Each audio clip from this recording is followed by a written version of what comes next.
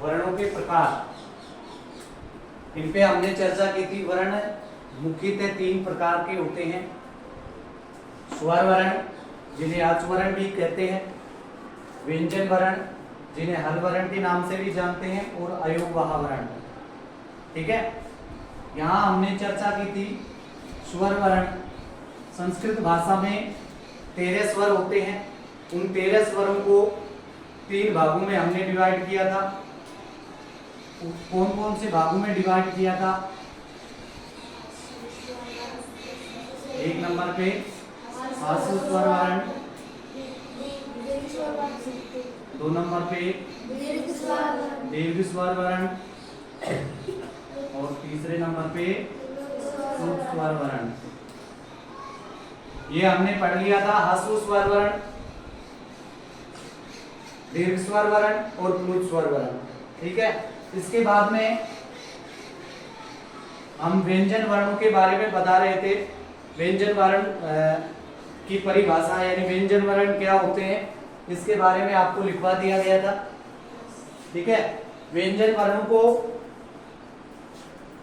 4 भागों में हमने डिवाइड किया था।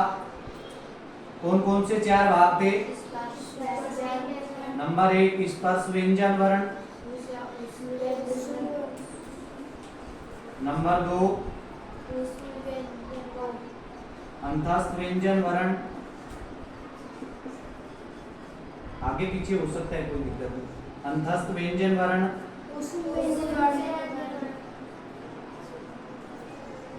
और 3 नंबर पे ऊष्म व्यंजन वर्ण, और 4 नंबर पे संयुक्त व्यंजन वर्ण।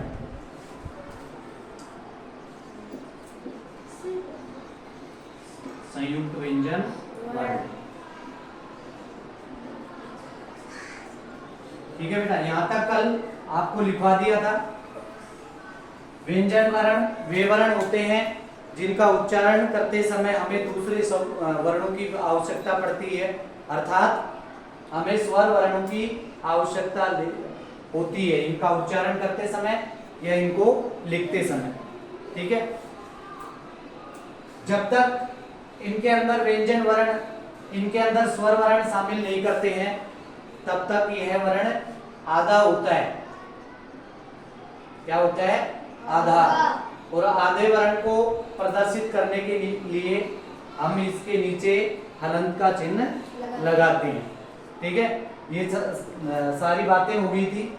आज हम पढ़ेंगे स्पर्श व्यंजन वर्ण क्या होते हैं। स्पर्श व्यंजन वर्ण क्या होते हैं। ठीक है, इनकी संख्या कितनी है, इनके बारे में हम जानेंगे। स्पर्श व्यंजन वर्ण वे व्यंजन वर्ण होते हैं जिनका उच्चारण करते समय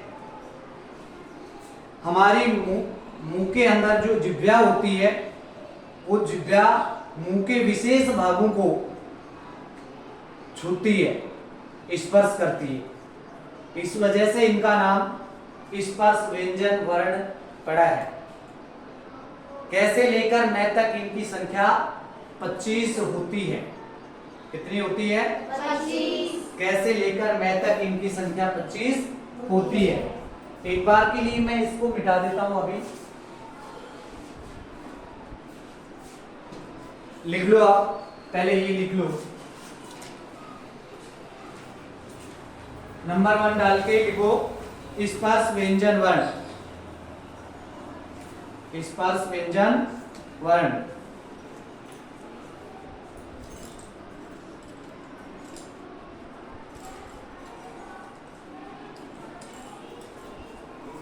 स्पर्श व्यंजन वर्ण।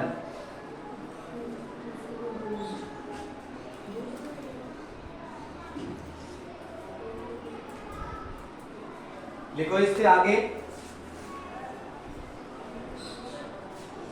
वे वर्ण जिनका उच्चारण करते समय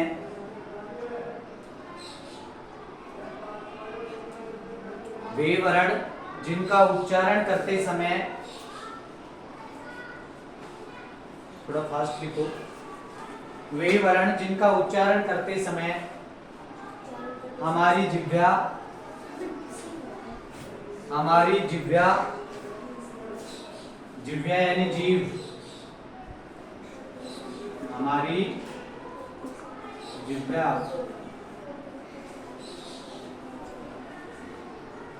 हमारी जिह्वा यानी जीव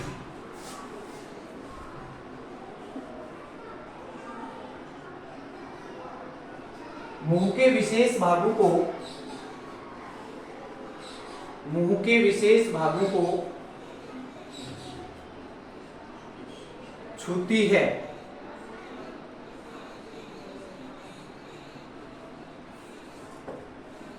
मुंह के विशेष भागों को छूती है। स्पर्श व्यंजन वर्ण कहलाते हैं।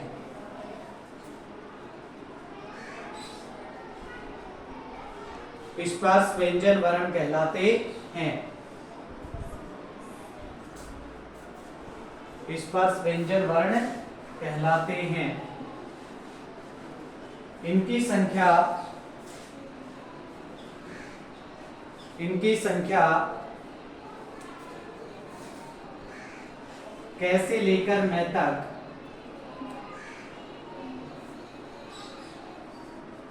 कैसे मैं तक 25 होती है। इनकी संख्या कैसे लेकर मैं तक 25 होती है।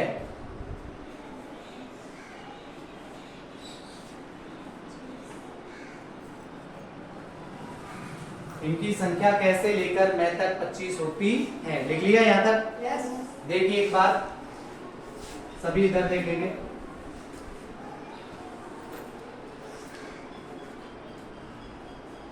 कै, अब ये जो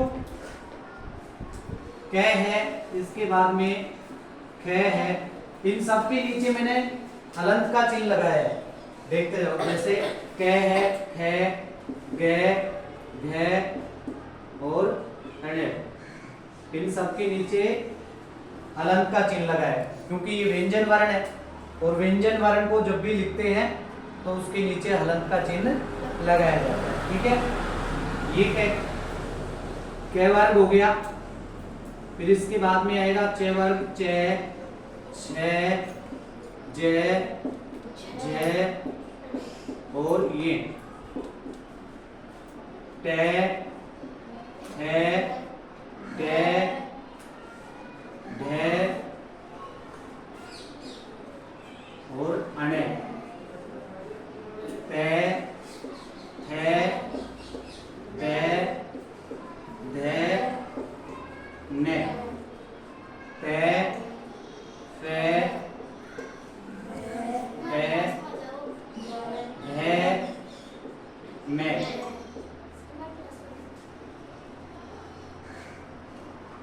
ठीक है, कैसे लेकर मैं तक इनकी संख्या 25 होती है।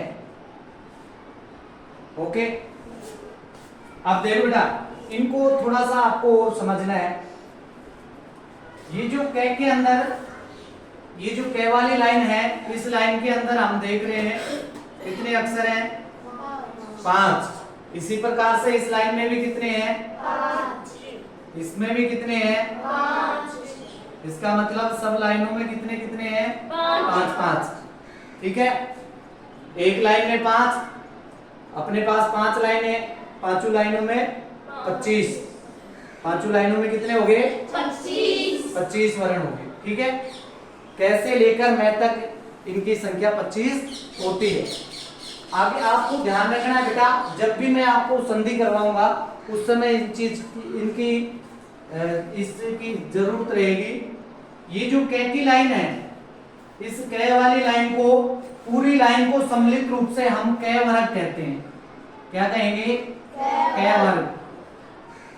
कै की जो लाइन है, इसके अंदर जितने भी वर्ण आ रहे हैं, कै है, खे है, गे, घे, ढे, जो भी आ रहे हैं ना, इन सबको सम्मिलित रूप से क्या कहेंगे? कै वर्ग। जब भी मैं कै वर्ग का नाम लूंगा तो आपको समझना है कि इस पूरी लाइन का जिक्र किया जा रहा है। ओके, इसी प्रकार से दूसरी जो लाइन है वो चे की लाइन है, तो इसको हम कहेंगे चे। इसी प्रकार से तीसरी लाइन तेवर कहलाएगी, और चौथी लाइन तेवर कहलाएगी, पांचवी लाइन।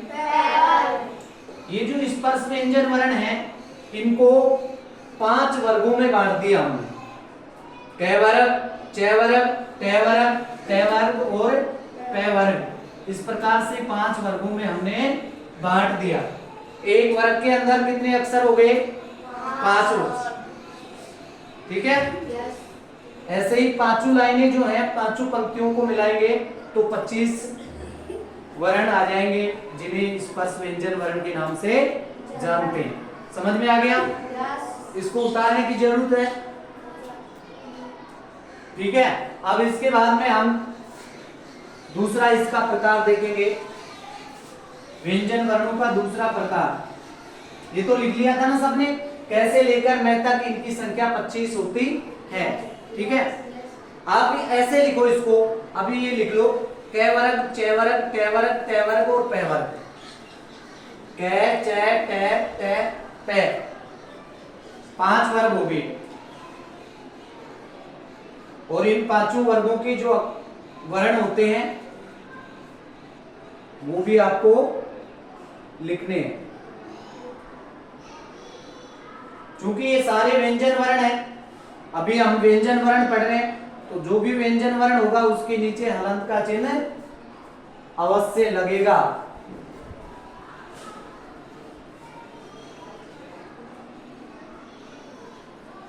ये बेसिक जानकारी है, लेकिन सीखना जरूरी है।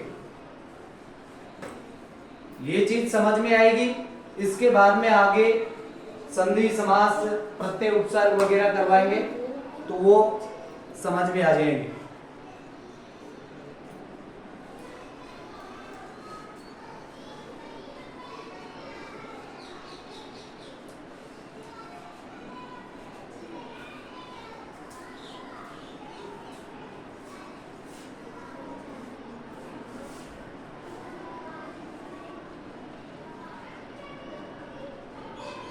चलिए, आपका होमवर्क भी हो जाएगा। ये घर पे आप ये वर्ग लिख लो, कै वर्ग, चे वर्ग, टे वर्ग, ते वर्ग और पे वर्ग, ठीक है। कौन किस वर्ग में कौन कौन से अक्षर आएंगे ये आपको खुद को लिखना है। ओके, मिटा देता हूं अभी। समझ में आ गया ना? Yes sir. कै वर्ग, उसके पांचों अक्षर उसमें आ जाएंगे कै सहित। ऐसे ही चे वर्ग के अंदर पांचों अक्षर। अब हम इसका दूसरा प्रकार पढ़ेंगे, अंतस्थ व्यंजन वर्ण। कौन सा प्रकार पढ़ेंगे? अंतस्थ व्यंजन वर्ण। अंतस्थ व्यंजन वर्ण लिखो,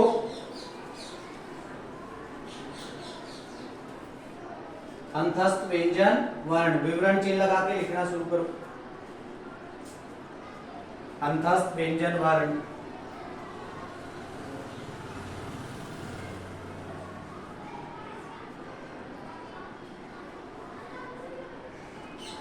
ये वे वर्ण होते हैं, ये को हटा दो। वे वर्ण जिनका उच्चारण करते समय, वे वर्ण जिनका उच्चारण करते समय, जिनका उच्चारण करते समय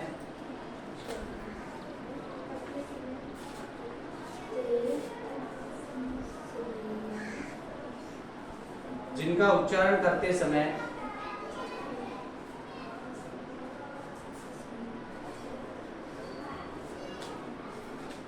जिनका उच्चारण करते समय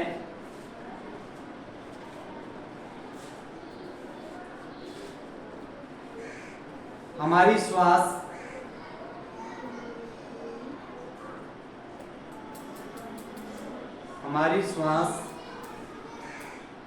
मुंह के अंदर ही रहती है।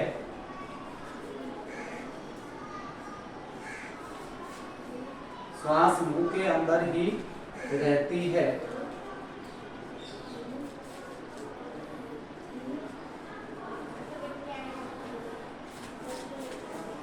मुंह के अंदर ही रहती है।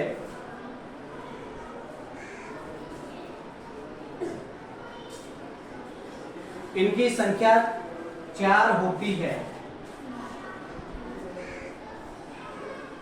इनकी संख्या 4 होती है। कौन कौन सी होती है वो भी लिख लो ब्रैकेट में। ये रे ले वे।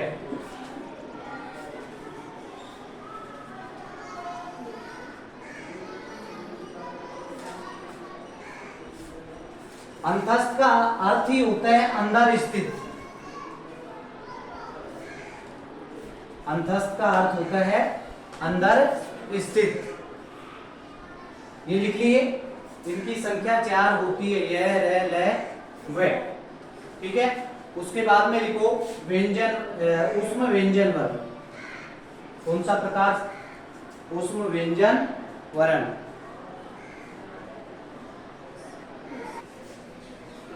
का उच्चारण करते समय वे वर्ण जिनका उच्चारण करते समय हमारे मुंह से, वे वर्ण जिनका उच्चारण करते समय हमारे मुंह से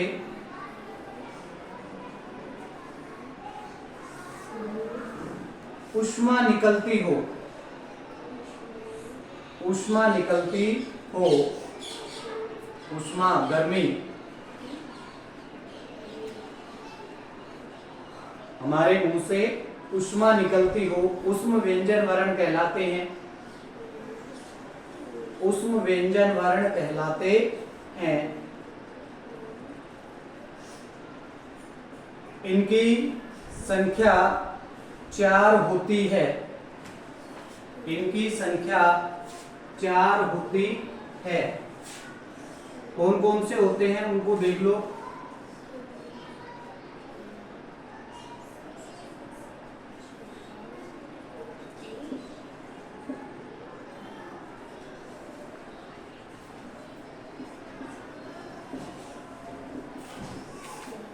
तीन तो ये सह होते हैं और एक है। छह से है। इनकी संख्या 4 होती है। इनको ब्रैकेट में लिख लेना चारों को।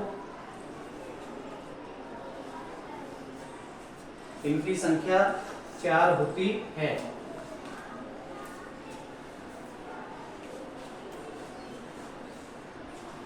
संधि करवाते समय मैं सीधा बोलूंगा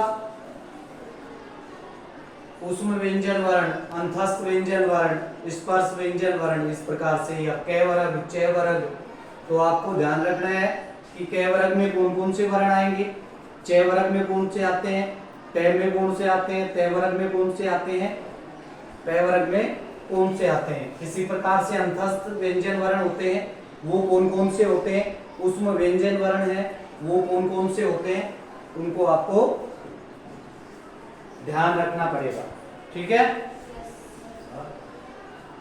ये जो मुख्य व्यंजन वर्ण होते हैं उनको हमने स्पर्श व्यंजन वर्ण, अंतस्थ व्यंजन वर्ण और ऊष्म व्यंजन वर्ण में डिवाइड कर लिया। ठीक है। अब इसके अतिरिक्त हमारे पास कुछ वर्ण ऐसे होते हैं जो 2 या 2 से अधिक व्यंजन वर्णों से मिलकर के बने हुए होते हैं। 2 या 2 से अधिक व्यंजन वर्णों से मिलकर के बने हुए होते हैं। उन्हें हम संयुक्त व्यंजन वर्ण कहते हैं। क्या कहते हैं? संयुक्त व्यंजन वर्ण। ये जो चौथा प्रकार है ना, ये हम पढ़ेंगे अब। लिखो इसके सामने। ऐसे व्यंजन वर्ण, ऐसे व्यंजन वर्ण, ऐसे व्यंजन वर्ण जो, ऐसे व्यंजन वर्ण जो 2 या 2 से अधिक, ऐसे व्यंजन वर्ण जो 2 या 2 से अधिक व्यंजन वर्णों से मिलकर बने होते हैं।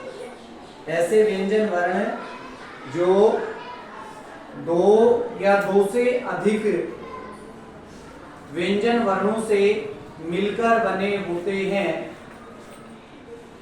संयुक्त व्यंजन वर्ण कहलाते हैं।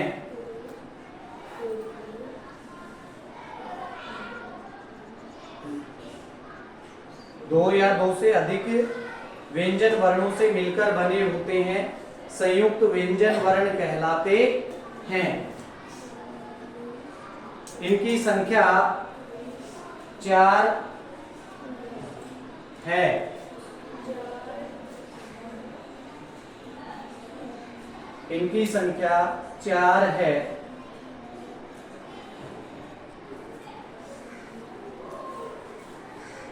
कौन कौन से होते हैं और उनकी बनावट कैसे होती है वो हम अभी देखेंगे। संयुक्त व्यंजन वर्ण यानी संयुक्त का अर्थ क्या होता है? संयुक्त यानी मिले हुए, जुड़े हुए। अर्थ से ही पता चल रहा है, नाम से ही पता चल रहा है इससे, यानी ऐसे इसके अंदर कम से कम 2 या 2 से अधिक वर्ण मिले हुए होंगे। संयुक्त कब होंगे? जब 2 या 2 से ज्यादा मिले हुए होंगे। ठीक है, तो ऐसे व्यंजन वर्ण जिनकी बनावट है या जो 2 या 2 से अधिक व्यंजनों से मिलकर के बने हुए होते हैं उन्हें हम संयुक्त व्यंजन वर्ण कहते हैं। इनकी संख्या 4 होती है। कौन कौन से होते हैं देखो, अक्षय, क्षत्रिय, त्रिशूल, ये ज्ञानी और एक श्रेय।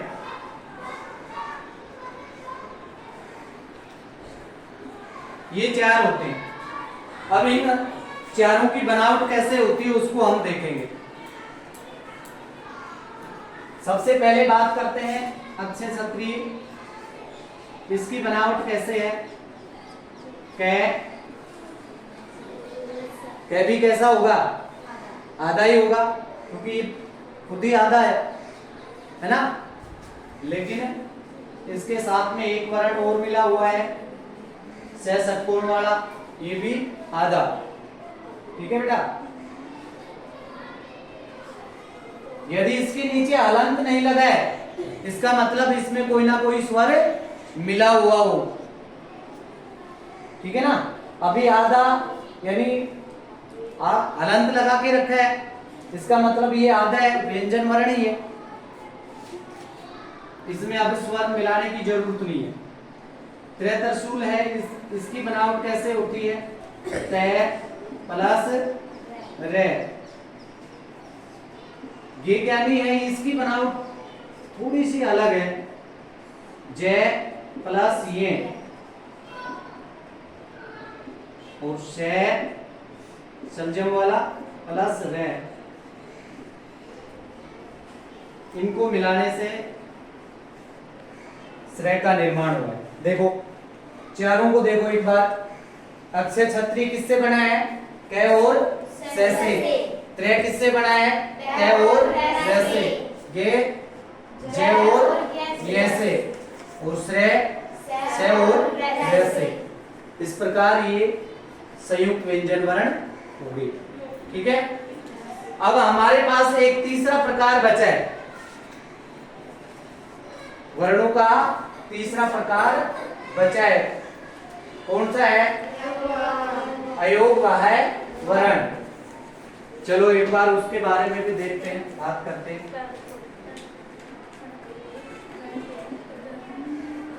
अयोगवाह्य, इनका संस्कृत में बहुत प्रयोग होता है।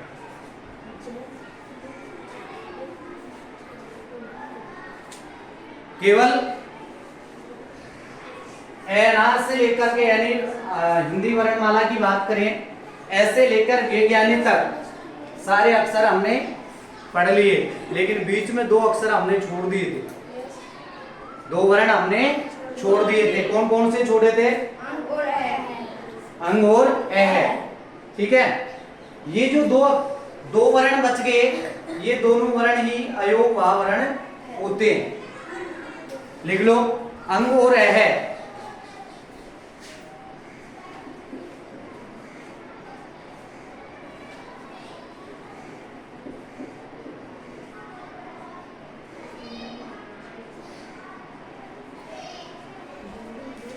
अंग और है अयोगवाह वर्ण होते हैं।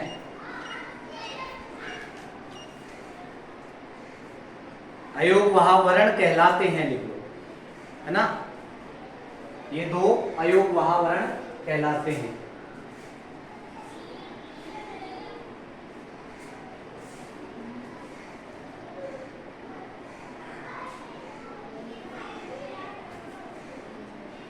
इन दोनों की एक और खासियत होती है, ये दोनों आश्रय स्थल भागी होते हैं, यानी किसी दूसरे वर्ण का सहारा लेते हैं,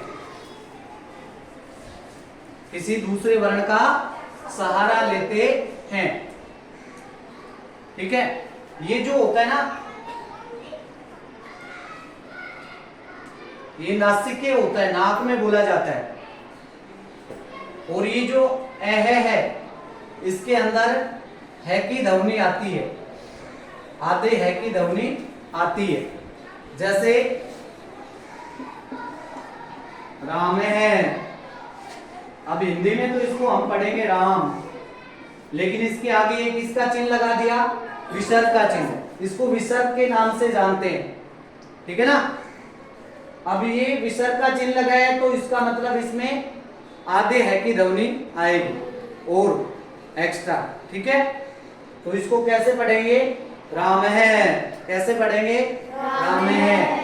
ठीक है, ये वर्ण दूसरे वर्णों के ऊपर आश्रित होते हैं, दोनों दूसरे वर्णों के ऊपर आश्रित होते हैं। ओके, इसके बाद में हम पढ़ेंगे वर्ण संयोजन करना और वर्ण विच्छेद करना, और उसके बाद में वर्णों का उच्चारण स्थल, कौन सा वर्ण कहां से बोला जाता है। फिर आपके वर्ण कंप्लीट।